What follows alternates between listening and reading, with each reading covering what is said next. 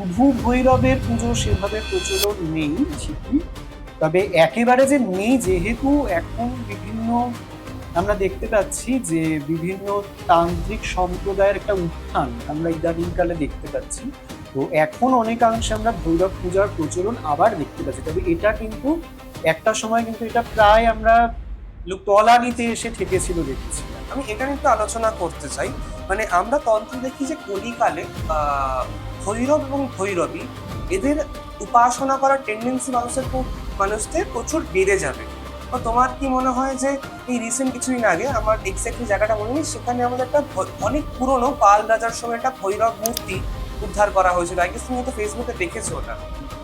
তো তোমার কি মনে হয় ভৈরবের যে কালচারটা, যেটা আমরা কাশ্মীরে দেখেছিলাম অভিনবগুপ্তের সময়ের বা আগের সময়, যে শৈব সিদ্ধান্তা যে পুরো নর্থ ইন্ডিয়া জুড়ে ছিল, সেই কালচারটা আস্তে আস্তে ইনভেশনের পরে ডিক্লাইন করে গেছে।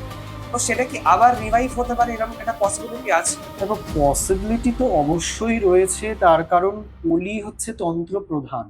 কলিতে কলির এখনো শুরুও হয়নি, তাতেই আমরা তন্ত্রের ভীষণভাবে উত্থান দেখতে পাচ্ছি, এবং এটি পরবর্তীকালে বা আস্তে আস্তে এটির প্রভাব আরো অনেক বেশি বাড়বে। তার কারণ আমরা কিন্তু মানুষের মধ্যে যে চেঞ্জেস গুলো, মানুষের আচার আচরণের মধ্যে আমরা যে চেঞ্জেস গুলো দেখতে পাচ্ছি, বা ইদানিং কালে আমরা যে হিংসা, হানাহানি, অমুক তমুক এগুলো দেখতে পাচ্ছি, এগুলোর থেকে নিজেকে বাঁচাতে বা নিজেকে পরিত্রাণ করার জন্য তন্ত্রকে আশ্রয় মানুষকে করতেই হবে। এবং ভৈরবের পুজো, তন্ত্রে ভৈরব তন্ত্র হচ্ছে ভৈরব নির্ভর। আমি যদি তন্ত্রোক্ত উপাসনা পদ্ধতিতে যাই, তবে আমাকে ভৈরবকে আশ্রয় করতেই হবে।